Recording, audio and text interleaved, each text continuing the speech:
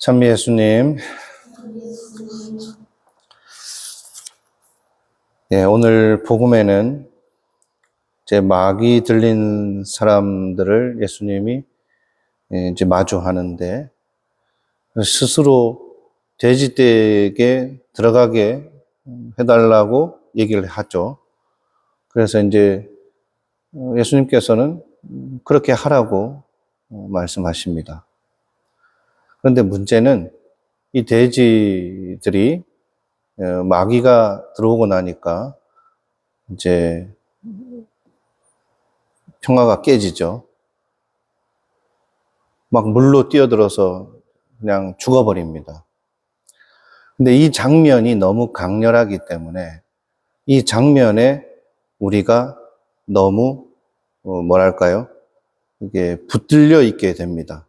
그래서 이 복음을 볼 때마다 이 사건이 기록된 진짜 이유가 뭘까를 생각해서 그 결론에 끝까지 도달해야 되는데 이 강렬한 비주얼적으로 강렬한 이 장면 때문에 사람들이 거기에서 나아가지 못하는 경우가 많이 있습니다. 그래서 우리 교우들 중에서도 종종 이제 성경을 읽다가 이 대목에서 왜 예수님께서 이 돼지 치는 사람한테 손해를 끼치셨냐 이렇게 말하는 경우가 많이 있습니다. 그 뜻이 뭐냐?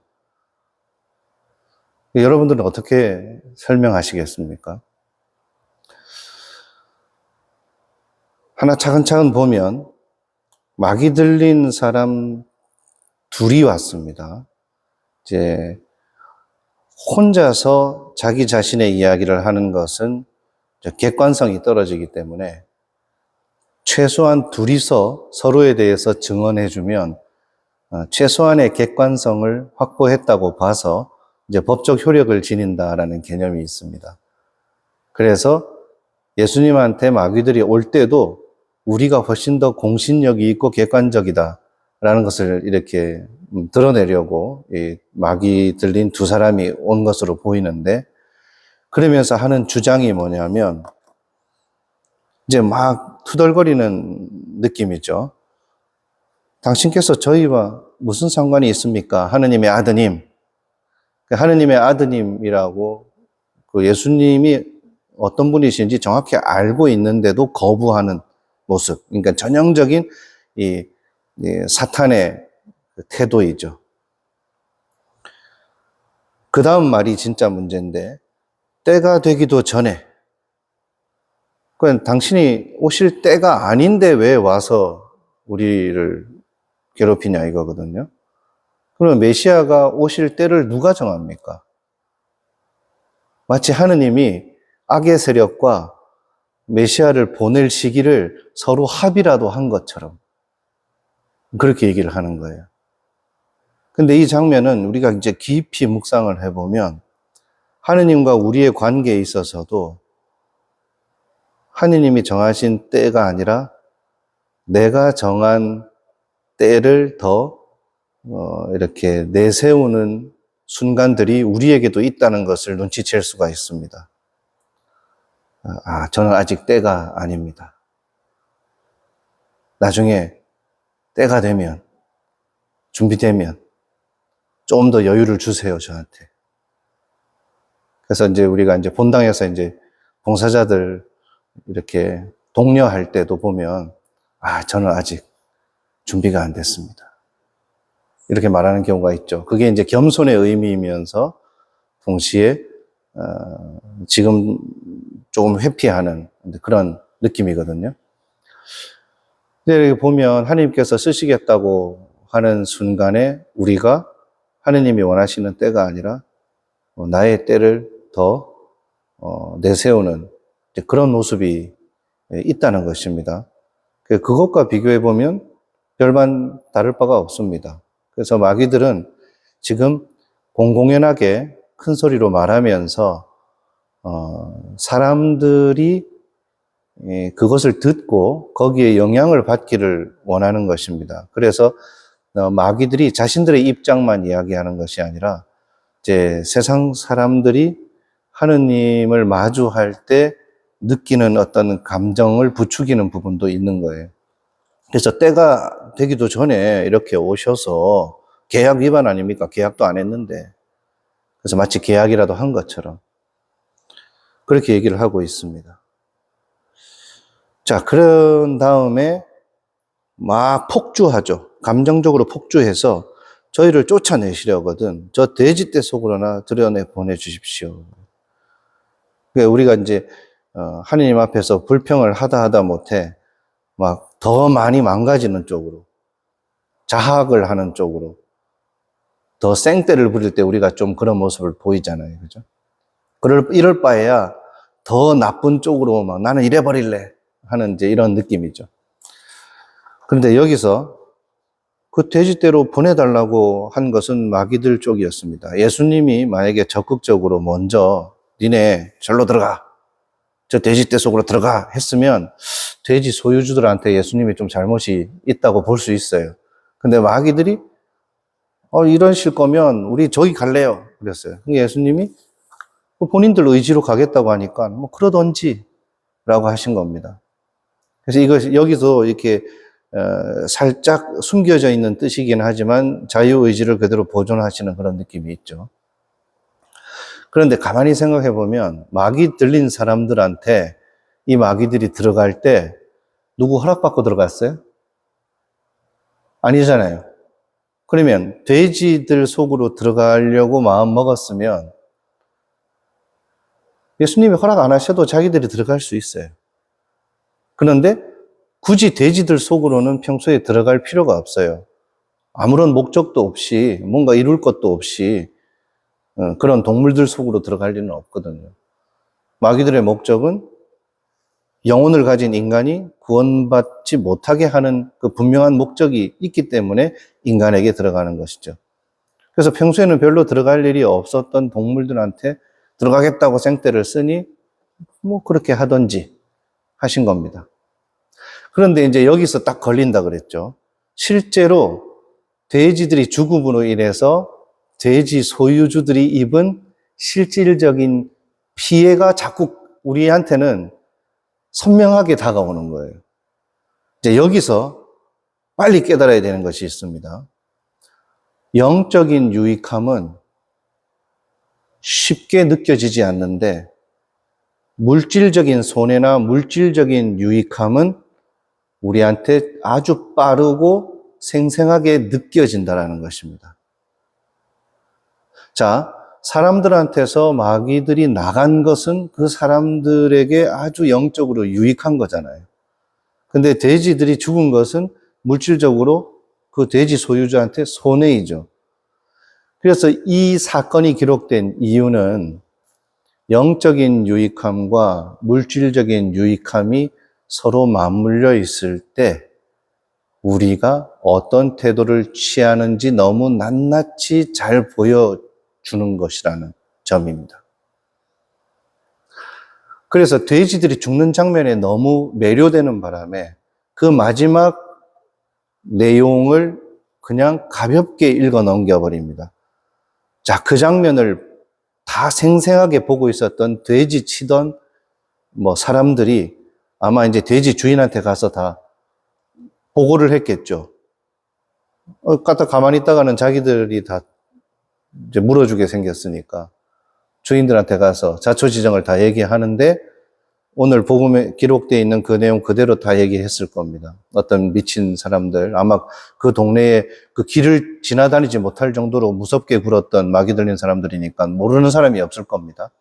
그 두 사람이 예수님 만나서 이렇게 하다가 이제 나가가지고 우리 돼지들한테 들어와가지고 이 돼지들이 막 발광을 하더니 물에 빠져 죽었어요 하면서 다 보고를 했겠죠. 그러고 난 다음에 어떤 일이 벌어집니까? 마을 사람들이 예수님한테 몰려와서 고장에서 떠나가 주십사고 청하였습니다. 자, 마귀들을 쫓아내시는 하느님의 권능을 드러내는 모습을 보았고 어찌 보면 하늘나라의 표지를 보았음에도 불구하고 당장의 물질적인 손해가 더 크게 다가왔던 것입니다. 우리가 이 복음을 읽으면서도 영적인 유익함보다는 아이고 저 돼지들이 죽어서 손해본 돼지 주인을 걱정해 주는 것처럼 이 성경을 읽는 우리조차도 돼지들이 손해난 것이 더 강렬하게 느껴져서 여기 담겨져 있는 뜻을 잘 못 알아차리는 것과 비슷한 겁니다. 그들도 똑같은 증언을 들었습니다. 그날 있었던 일을 다 들어놓고도 마귀들을 쫓아내시는 메시아의 권능보다 자신들이 손해본, 돼지가 죽으면서 손해본, 그게 더 크게 다가와서 우리 고장에서는 더 이상 마귀들을 쫓아낸다든지 뭐 어떤 일을 하지 마세요. 당신이 뭘 하고 나면 우리가 손해보니까 떠나주세요. 이렇게 되는 겁니다. 그래서 우리가 이 복음에서 봐야 될 장면들은 하늘나라의 표지를 보고도 예수님을 멀리하려고 하는 상황이 있다라는 것입니다. 가끔 이제 이런 생각도 듭니다. 우리가 어떤 대단한 체험을 하고 나면 나를 전인격적으로 이렇게 변화시켜야 될 것 같은 그런 느낌이 있거든요. 그런데 사람은 자꾸 미루고 싶은 마음도 생깁니다. 여기서 한 걸음 더 나아가서 더 영적이고 더 영성적인 삶을 살아야 된다는 것도 알고 있고, 우리가 우리 자신 안에서 어떤 부분을 조금 바꾸면 크게 진보하게 되는지도 알고 있으면서도 지금 당장 하지 않으려고 해요. 아까 말했죠. 때를 내가 조금 늦추고 내가 정하려고 하는 그런 마음이 있다는 것입니다. 그래서 이런 여러 가지 심리들이 맞물려서 결국에는 예수님을 자기 고장에서 밀어내는 그런 모습을 보이는 것이죠. 이것이 이 사건에만 국한된 모습이 아니라 우리 교회가 또는 우리 수도 공동체가 앞으로 해 나가야 될 일들에도 그대로 적용이 됩니다. 우리가 사도직을 하고 어떤 영적인 일을 하는 데는 물질이 항상 맞물려 있습니다. 그런데 다르고 다르다고 우리가 물질적으로는 큰 이득이 없지만 영적인 유익함이 있기 때문에 그것을 이제 해 나가고 또 때로는 거기에 이제 투자하고 그렇게 가는 것이죠. 그래서 사도직을 계속 키워나가는 것이고 그 안에서 영적인 유익함을 계속 만들어가는 것인데, 만약에 교회조차도 우리 수도 공동체조차도 어떤 일을 할 때 물질적인 계산이 먼저 앞서버리면 어떻게 되겠습니까? 마치 영적인 유익함을 추구하는 일과 물질적인 유익함을 만들어가는 일이 별개의 일인 것처럼 생각하면 어떻게 되겠습니까? 그래서 물질적인 유익함이 없으면 어떤 영적인 유익함에 대해서도 이제 생각하지 않고 쉽게 접어버린다면, 그래서 무엇이 우선인지를 생각하게 해주는 복음이라고 할 수가 있습니다. 물질적인 것이 항상 더 가깝게 느껴지고 또 더 예민하게 느껴진다라는 것이 우리에게 이제 문제인데, 이 복음을 읽으면서 돼지가 죽는 장면이 더 강렬했던 것처럼 실제로 우리가 살아가고 있는 이 시대에는 우리에게 훨씬 더 물질적이고 감각적인 것들이 강렬하게 다가오는 시대입니다. 그래서 수도자들도 이 세상의 현란함에 쉽게 매료될 수가 있습니다. 그리고 워낙에 이 풍요롭고 현란한 세상 속에서 이 수도자로서 사도직을 하다 보니까 내가 하고 있는 일들이 얼마나 영적으로 보람이 생기는 일인지 잘 느껴지지 않을 수도 있는 것이죠. 그 속에서 인내심을 가지고 끝까지 해 나갈 때 하느님께서 도와주시는 것입니다. 근데 그렇지 않으면 우리는 예수 그리스도를 우리 고장에서 떠나가 주십시오 했던 이 가다라인들처럼 될 수도 있습니다. 수도 공동체 안에 예수 그리스도가 머물지 못하고 예수 그리스도가 우리 공동체에서 내쫓겨나는 일이 다른 일이 아니라는 뜻입니다.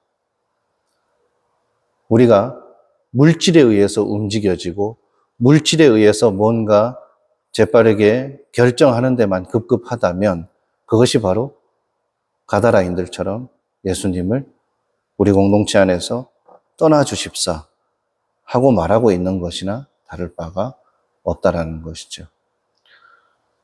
그래서 우리가 더욱더 깨어 있어야 하고 영적인 유익함을 물질적인 유익함보다 항상 더 근본적인 것으로, 궁극적인 것으로, 더 우선적인 것으로 여길 줄 알아야 되고 그 가치관을 우리가 다 함께 지켜나가야 되겠습니다.